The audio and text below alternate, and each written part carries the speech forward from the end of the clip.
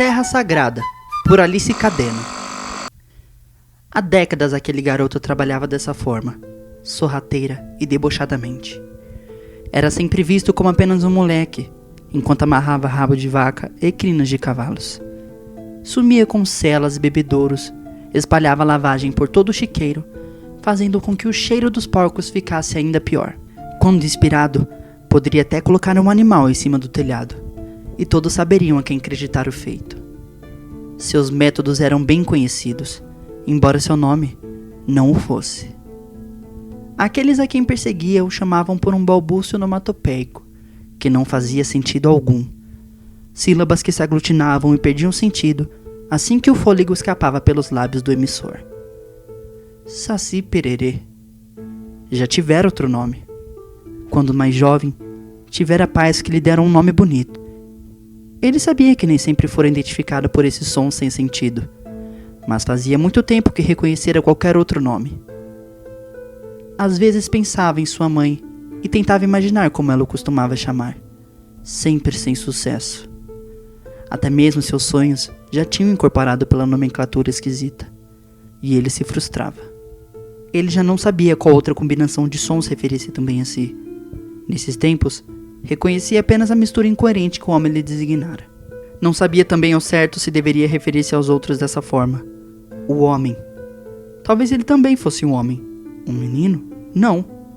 Meninos não permanecem meninos por tanto tempo assim. Mas ele tinha feições de menino. Olhos, boca, nariz, braços e perna. Já havia percebido há algum tempo que normalmente eram duas. Procurara, quando novo, uma perna a mais que se encaixasse em seu quadril, mas nada sobrava ali. Então se punha a pensar. O que define um homem? Sabia que havia homens sem perna.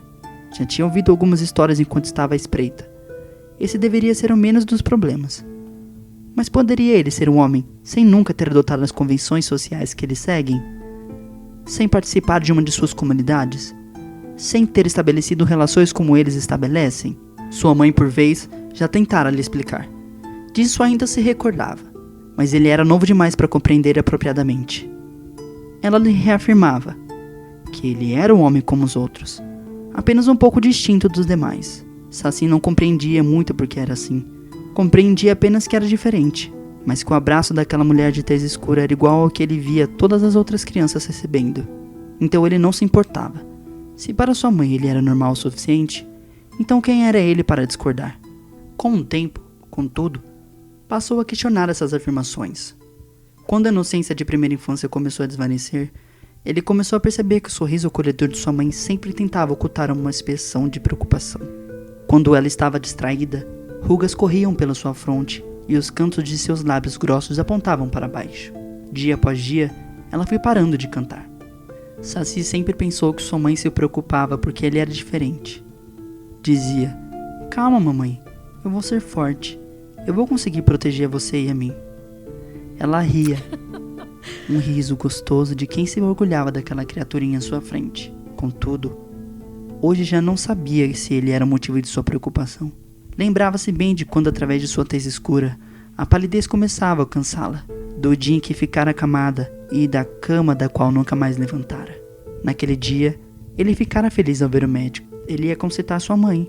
O médico era sempre gentil, nunca comentara sobre sua perna, sempre se abaixava para falar com ele e era extremamente simpático. Naquele dia, porém, ele viera com um ar apressado e sombrio.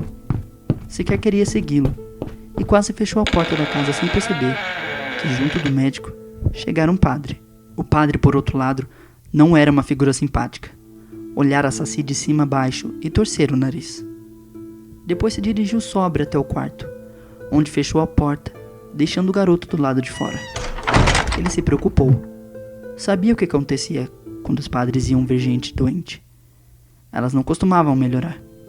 Então agachou-se no canto. Não conseguia sentar muito bem com uma perna só. E começara a chorar. Estava certo se preocupar. Ninguém saiu do quarto até que sua mãe estivesse morta, e ele nunca soubera o que tirara ela de si. A partir daí, era só ele e seu pai. O homem era ausente, bebia muito. Começou esse hábito depois da morte da mãe, e não era afetuoso. Saci sentia a falta de abraços e palavras de carinho constantemente. À época, ele achava que este seria seu maior problema, uma única figura parental que não parecia se importar consigo, e a sensação lancinante de abandono. Mas então aconteceu. Ele começou a se desenvolver cada vez mais lentamente. Observava os meninos da vila, os mesmos que nunca quiseram brincar com ele, e o chamavam maliciosamente de perneta. E viu que ele não mais acompanhava o crescimento deles, tampouco a mudança de feições. Até que um dia atingiu um platô. Permaneceu o menino para sempre. Seu pai já não estava segurando muito bem as pontas desde a morte de sua mãe, e isso pareceu ser a gota d'água. Saci acordou um dia com o barulho de um cavalo galopando para longe, e ao olhar pela janela, viu que era seu pai que o montava. Incrédulo, ainda percorreu toda a pequena casa, gritando por seu pai. Mas era verdade, papai, ele o abandonara. Durante vários dias, Saci ficou sozinho na pequena casa de pau a pique. Apenas chorava, eventualmente se alimentando de quaisquer sobras de comida que seu pai tão generosamente deixara para trás. Eventualmente, as memórias ficaram insuportáveis. Ele de encontro ao túmulo de sua mãe, que devido à falta de cuidado, agora se encontrava escondido dentro da mata. E lá, permaneceu sem saber ao certo por quanto tempo. A solidão lhe corroía por dentro e lhe modificava. Transformava-se em ódio e rancor, para ocultar a saudade que doía todos os dias de sua aparentemente eterna vida. Até que um dia, ouviu um alvoroço vindo da vila. Alguém tinha comprado aquelas terras e nenhuma daquelas pessoas poderiam continuar morando lá. Ele observou, enquanto pouco a pouco, todas as famílias partiam sem ter ao certo para onde ir. E também, quando demoliram todas as pequenas casinhas rústicas, quando destruíram a casa que sua mãe limpara e cuidara com tanto carinho, o sangue ferveu dentro de si.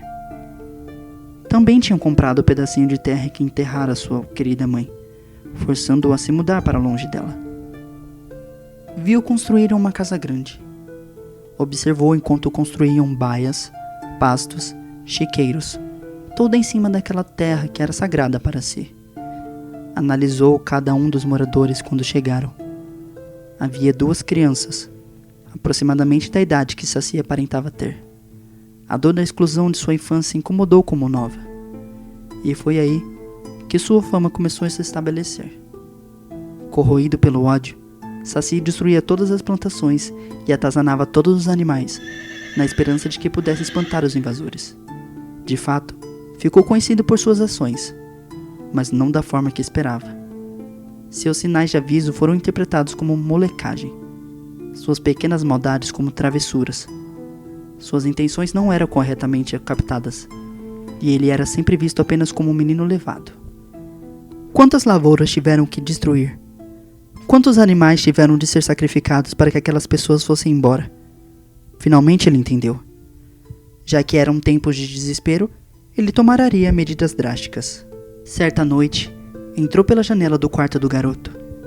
Tinha um prego enferrujado em mãos.